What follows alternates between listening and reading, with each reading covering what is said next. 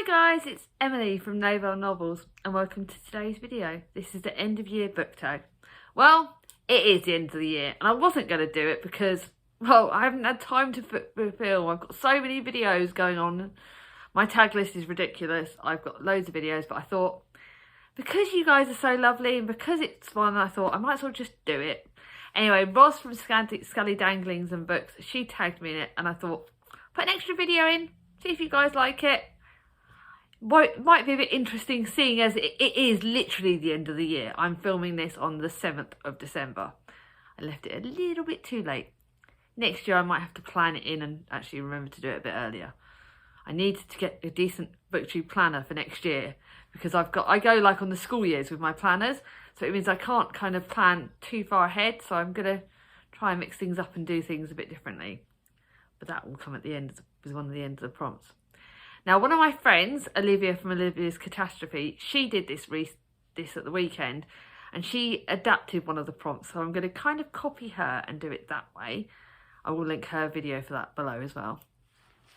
So let's get on with it. Let's do a kind of end of the year book tag that's edited Emily style.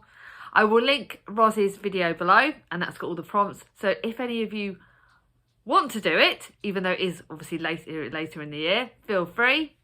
Oh, guess what? One of the cats has decided. But I'm not going to tag anyone because I don't think it's... Because I know that you're all busy trying to get all your videos planned. So, prompt number 1. Is there any books that you started this year and have yet to finish? You guys know me. I always finish my books or I DNF them. I don't put books to one side. So the answer for that one is no.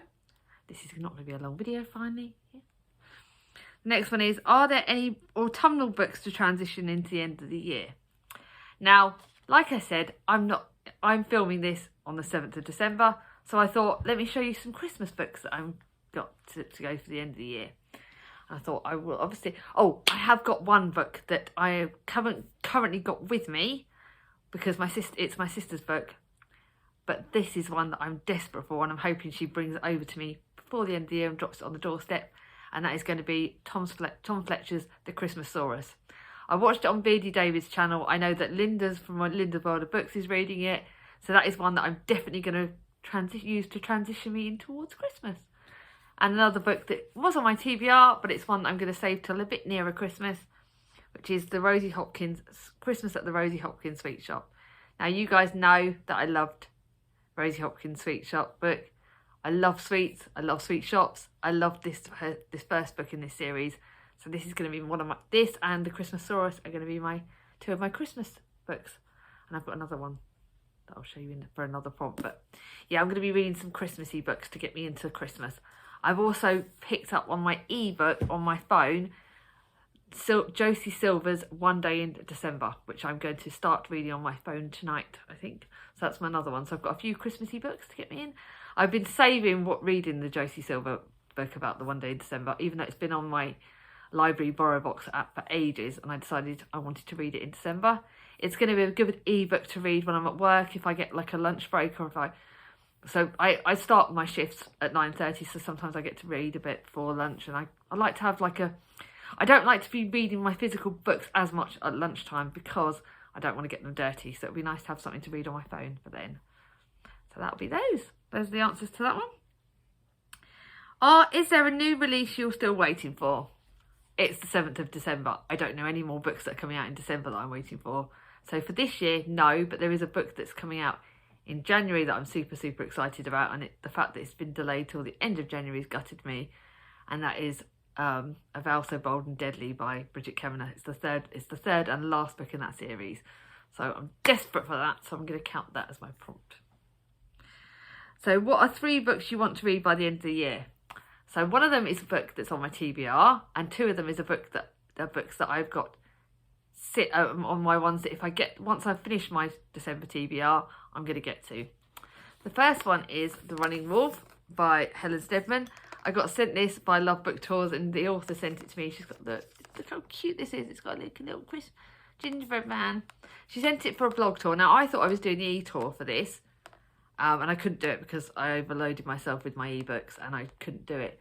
So I actually got the physical copy, it's set in 1703 When a German smuggler is imprisoned in Warbeth jail in the winter of 1703, why does Queen Anne's powerful right-hand man, the Earl of Nottingham, take such a keen interest?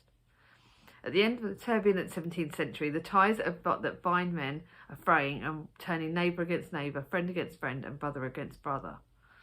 Oh my goodness, I'm so excited. So even though it's not a Christmas book, and I thought I'd just stick with Christmas books at the end, this does look blooming thrilling. So hopefully I'll get a chance to get to that. Another book that my sister Charlie's lent me, which is a kind of, I think it's like a middle grade or YA book. It's only just over 300 pages, but it's Aristotle and Dante's Discover the Secrets of the Universe. So what I always do with my books at the end of the month, so I have my set TBR, and then I have books that Charlie's lent to me and books that I've got that on my shelves that if I get time to, I will alternate which ones I pick up. So I'll pick up probably The Running Wolf, might be one of the next ones, and then it'll be this one. So this one looks really good. Charlie said that I'm going to love it. I don't know too much about it. Dante can swim, Ari can't. Dante is articulate and self-assured. Ari has hard times with words and suffers from self-doubt. This looks quite interesting. I know Charlie said that I would love this, so I'm going to hope I get to this. It's only like 350 pages, but the writing on it's quite big, so hopefully I'll get to that. And then lastly, a book that my sister, that is on my TBR, but my sister lent to me last Christmas, and I'm only now getting to it. She said I didn't have to read it at Christmas, but I want to. And that is Last Christmas, and it's short stories by Greg Wise and Emma Thompson. I am saving this to be one of the last books on my actual TBR, so one of the ones I wanted to save to nearest Christmas, because it's short stories about Christmas, and I thought it might be perfect. So that's going to be one of my last books from my physical TBR. The next prompt is there a book that could shock you and become a favourite of the year? I don't know if it's going to be a favourite, but I definitely know that it's going to be in my top 10/top 20. I haven't decided whether I'm going to do top 10 or top 20. That's a discussion me and Clint from Reads Readers have been having. Do I be good and stick with top 10, or do I be a bit open with myself and go top 20?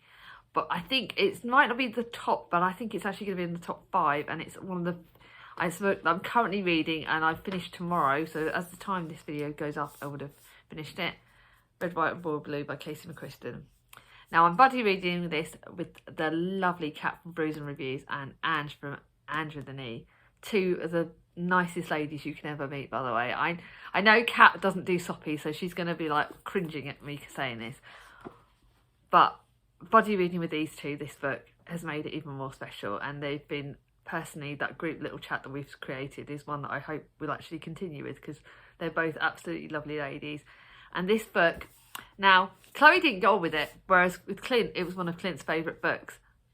I think it could be one of my favourite books because it is absolutely amazing. It's perfect for what I need right now. It's light-hearted, so it's basically, I think you've all heard about it, and it was the love, and I got it from Carrie Ann from Women Versus Books. She sent it to me as a gift. When his mother becomes president of the United States, Alex Claremont Diaz was promptly cast as the American equivalent of a young royal. And then obviously it's the royal, it's the prince of, then there's the guy that's the prince of England, and it's the royal meets the boy of America. So it's kind of American English, you know, we all know the stories, but they form a relationship. That's easy to say. It happens quite early on in this book, and I think, to me, the LGBTQ plus elements in this is really predominant, and the way they're talking about it.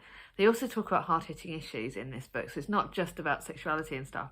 There are issues about our identities, our personalities. Do we stick to what's expected of us, or do we go and carve our own journeys, our own paths? To me, as a mother, I am finding that I'm thinking about how I would be with my children if either of them decided that they wanted to take a different turn. I'd like to think I'd be open. I know that I would be, because I know that I love my children, and I think something that's come out in this book that's made me really think is how lucky I am to have the mother I've got, because my mum, yes, I'm straight and everything, but my mum has always supported me no matter which journey I wanted to be. I was a rebellious teenager. I went off and did what I wanted to do. I did things that I regret, but she always supported me. the fact that she is always by our side no matter what, and she will always encourage us to go down the path, job-wise, faith-wise, whatever we've always wanted to be, she's always supported us, and that's something that I would like to continue with my children. And there's other elements. This book tackles grief as well. It tackles families that are broken apart and different, and I think it's a really good book. I love it. I actually, although I'm lending it to my sister Charlie, and then I will lend it to one of my best friends, Gemma from Read a Book Gem, it's one I would like back, because I love this book and I think I would like to reread it and get more out of it. So it's definitely up there, I think, in my top 5 books of the year. So thank you for that. Lastly, have you already started making reading plans for 2021? Yes, there's going to be a reading plans 2021 video coming up very soon, next week I think. It's either at the end of the week, yeah, next week, next Monday it's going to come out. I've got a few goals. A lot of my goals I'm now going to be doing with Gemma from Read a Book Gem, because a lot of our goals are similar. I wasn't going to be setting any goals. This was going to be I'm not going to set any goals. I'm going to let myself be free this year. And then I started thinking, one of the challenges I'm definitely doing is I'm going to be reading some chunky big books next year. Me and Gemma have got a plan for the year of how we're going to read them. So I've got three Charles Dickens. I am actually going to be reading War and Peace next year. I've got some other goals, like I would like to read. I think I'm going to mix up my genres next year. So I'm not going to set goals as in how many books I would like to read of sort of separate genres, because that I want it to be different next year. But I'm going to mix up the goals. So I've got goals that are going to be comforting, so chicky litty kind of goals on that area, goals on read some challenging, read the big chunky books, and then goals that are going to be just gentle and looking after myself. One of the things that I am definitely going to be looking for, and this is something that the reason why I'm going to say it in this video, not just in my goals videos, I would like some help with this, is that I want to read more books on disabilities, so disabled people, books by disabled authors. So that is something I really would like to read more of, but I need your help on that, because I would like to look into it. But if you guys know any books by disabled authors or books about disabilities, please comment below. And certainly when I put my goals videos out, if you want to think about it and then let me know for that, I really want to, because one of my biggest goals next year is to improve my diversity on books by disabilities, disabled authors, and about disabilities, because that's something I don't feel that is getting shouted out enough. It's something I spoke to Scott from Gunpowder Fiction and Plot about, and Olivia. I want to get more awareness out there. So that's going to be something that's going to be my goal for next year, and that's something I'm going to be working on all of next year. So it's been a bit longer than I wanted. But this is my end of year tag video. If you like it, give it a thumbs up. If you're new to my channel and not subscribed yet, ring on my ding-a-ling, and I'll see you all soon.